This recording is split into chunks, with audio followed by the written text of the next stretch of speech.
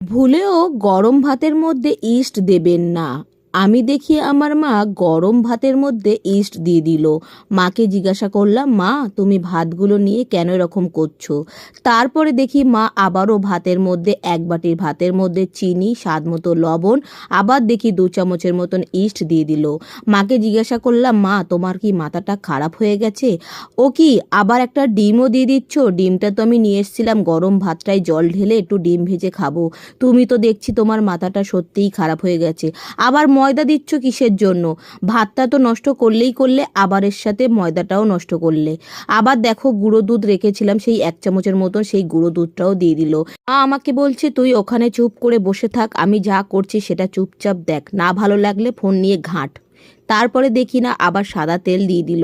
মাখতে মাখতে মা বলছে এটাকে আবার রেস্টে রেখে দেবো প্রায় আধা ঘন্টা থেকে 1 ঘন্টা, দেখবি সুন্দরভাবে ফুলে ফেপে উঠবে। আমি বললাম, ভাতের মধ্যে কে কখন ফুলে উঠবে আর তুমি সেই ভরসায় বসে থাকো? মা বলছে, দেখবি কোন তেল দিয়ে এটাকে ব্রাশ করে রেখে দিচ্ছি, ওপরটা যাতে না ড্রাই হয়ে যায়। তারপরে ঢাকা দিয়ে রাখলো। দেখলাম না সত্যি অনেকটা ফুলে একদম বালিশ হয়ে গেছে। যেহেতু 1 ঘন্টা মা রেখেছিল, মা বললো আরও 1 ঘন্টা রাখলে আরও বাটি ভরে যেত। যেহেতু তোর সময় কম, তুই বারবার বিরক্ত করছিস, তার জন্য তাড়াতাড়ি করে তুলে নিলাম 1 ঘন্টার পর। তারপরে কিচেন স্ল্যাবের মধ্যে ভালো করে একটু আটার গুঁড়ো ছিটিয়ে নিল। তারপরে বললো কি লেচি কেটে নিয়ে এইবারে দেখ শেপটা কেমন কি দিই। দেখে তোমরা কি বুঝতে পারছো? হ্যাঁ, একদমই ঠিক, এইটা ভাতের কুলজা বানাচ্ছে, নাকি খেতে খুব সুন্দর হয়। এবারে এইভাবে হাত দিয়ে পেস্ট করে নিল। আর ভাতগুলো দেখো দেখাই যাচ্ছে গোটা গোটা। প্যানের মধ্যে একটুখানি দিয়ে দিয়েছিল জল, কিন্তু জলটা স্কিপ হয়ে গেছিলো।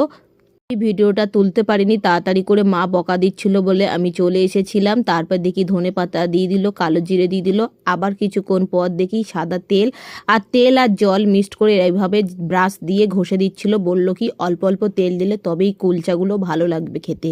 এইভাবে ভাত দিয়ে কুলচা নাকি দারুণ লাগে।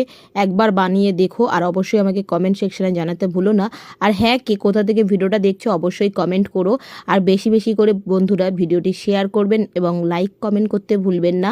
এবারে দেখো উল্টে পাল্টে লাল করে ভেজে নিয়েছে, দেখতে সত্যিই খুব সুন্দর হয়েছে। জানি না কেমন খেতে হবে।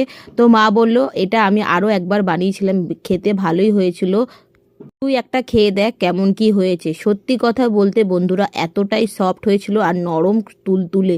একবার তোমরা এইভাবে বানিও, আমাকে অবশ্যই জানাবে। আর আমি এটাকে ভেঙে দেখছি কেমন হয়েছে, কতটা সফট হয়েছে, মার কথা সত্যি কিনা মিথ্যা। হ্যাঁ সত্যি কথা, এটা কতটা সফট দেখতেই পাচ্ছ, দেওয়ার সাথে সাথে ভেঙে যাচ্ছে। আর খুব গরম ছিল, খেতে দারুণ লেগেছিল। বাই।